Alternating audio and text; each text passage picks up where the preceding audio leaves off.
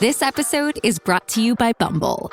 So, you want to find someone you're compatible with, specifically someone who's ready for a serious connection, totally open to having kids in the future, is a tall, rock-climbing Libra, and loves rom-coms with vegan pizzas on Tuesdays just as much as you do. Bumble knows that you know exactly what's right for you. So whatever it is you're looking for, Bumble's features can help you find it.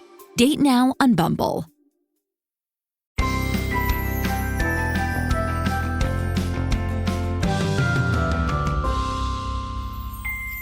Hello and welcome to Bytes of Health, where we hope to take a bite out of your parent worries each day with sound advice and guidance. Every morning, we'll answer a commonly asked pediatric question in 5 minutes or less. I'm Dr. Jess Steier, a public health scientist, and today I'm joined by our pediatrician bestie, Dr. Dina DiMaggio. Hello, Dina. Hello, Jess. All right. So today we are going to talk about developmental milestones in kids who are 15 to 18 months old. The clock is ticking, so let's get to it. All right, Dina, what are some of the social and emotional milestones that we can expect at around 15 to 18 months? So at this age, children can imitate others while playing, and they love to show affection by hugging parents or stuffed animals. So I really treasured this stage when my kids are growing up. They show parents an object they like or is interested in them by pointing, and they clap their hands in excitement. They're very proud of their accomplishments at this age. This is also the age, however, of testing limits and where you may start to see temper tantrums and biting and pulling hair and kicking. This is the age I'd have them to break out all the playthings too, because they really are interested in learning at this age. So it's a good idea to break out like kitchenettes and play toys, and so they can learn how to cook. The baby dolls and little strollers so they can pretend to feed and take care of the babies. And of course, cars and trucks and building blocks and all those annoying instruments to encourage all of the imitative play rather than just sitting in front of an iPad watching, Miss Rachel, although I do love Miss Rachel, but she's on every single iPad that walks in my room. By the end of 18 months, your little ones will also be able to explore away from your side, but it's always looking back to ensure you are still there. So they're wanting a little more independence at this stage as they are entering the toddler years. Along with their independence, they help you with dressing by putting arms and legs in clothing, but also may refuse to put on the said clothes that you want them to do, and you might have to chase them around the room a few times, but pick your battles at this stage. They may also love to imitate common chores, may throw more temper tantrums, behaviors, like I said before, like hitting, biting, and pulling hair to seek attention. And they might be more clingy, but also more cute and lovable at this stage.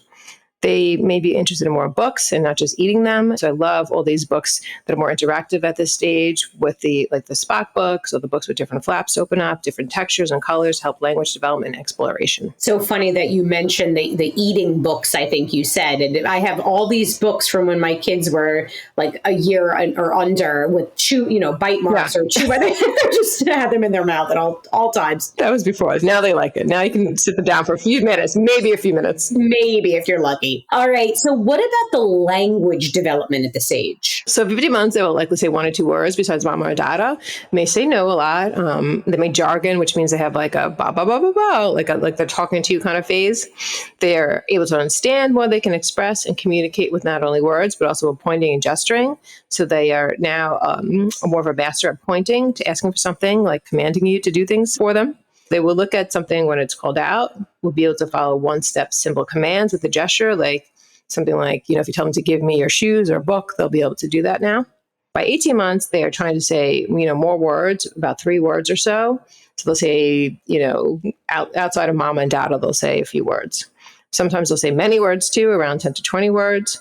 They can say no. They jargon more with words that are understandable. They identify 1 or more body parts. They also love to explore more, and they have no fear. So this is a very dangerous time. This is a time where you prevent them from hurting yourself, basically. They can follow one-step commands, which are not accompanied by gestures.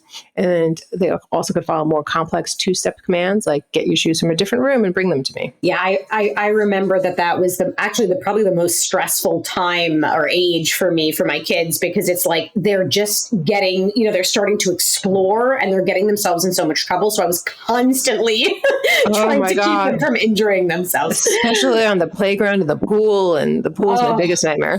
Oh my God. Yeah, when I lived in Florida, we had a pool. We had one of those safety gates, of course, but even still, I was terrified. Yes, never leave them alone for a second. Never. All right. What about cognitive development? So at this age, they attempt to use objects correctly, such as a favorite phone or whatever you have a love. They love pretending to use something like a remote control, which is always like a good pretend toy for them. They're able to stack two objects together. So now is the time for all those blocks and magnet tiles to break out. At 18 months, your child is imitating others doing chores, so like sweeping or wiping with the dish towel. So you can see now the ever popular little cleaning carts coming out and little vacuums for toddlers because they love following you around the house to clean. And they also play with simple toys. What about motor milestones? So they're usually able to take a few independent steps at this age, usually this unsteady kind of Frankenstein wide base gait. They can crawl upstairs, they can stoop to pick up objects, they can walk backwards, they can build a tower of 2 blocks, and they can use their hands and fingers to feed themselves and utensils too. By 18 months, they are easily walking. They're drinking from an open cup. It could get messy, but it is important for them to drink from a cup or a straw cup and get off that sippy cup at this age and bottle. They are definitely using utensils while eating, and they're developing more fine motor skills such as scribbling and gross motor skills such as climbing up and down from a chair or couch. And they're getting, of course, more balance and learning to run and walk upstairs with one hand held.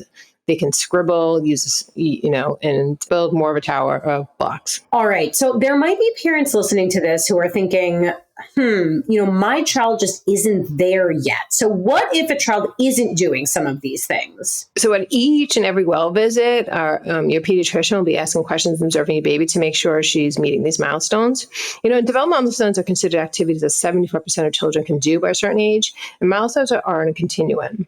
So about 16.7% of children have a developmental delay or disability. So it's not that uncommon, but often very correctable with the right help. So always bring up any concerns to your pediatrician, and your pediatrician at 18 months will do a formal developmental screening with a validated developmental tool such as Ages and Stages questionnaire or an autism screening using MChat to also pick up any concerns. So use your instincts. If you think something's off, bring them up to your pediatrician who will be more than happy to look into it and help you, see if it's just a normal phase or if you need extra help. All right. Well, I learned something. We hope you learned something, and we have lots more to share. You can get your Bite of Health every day, Monday through Friday. If you like what you've heard here, let us know. Leave us a review on Apple and be sure to tell your friends. Remember, there is no single or best way to parent. Parenting is a journey, and we are all just doing our very best. We wish you happy, healthy, and stress-free parenting.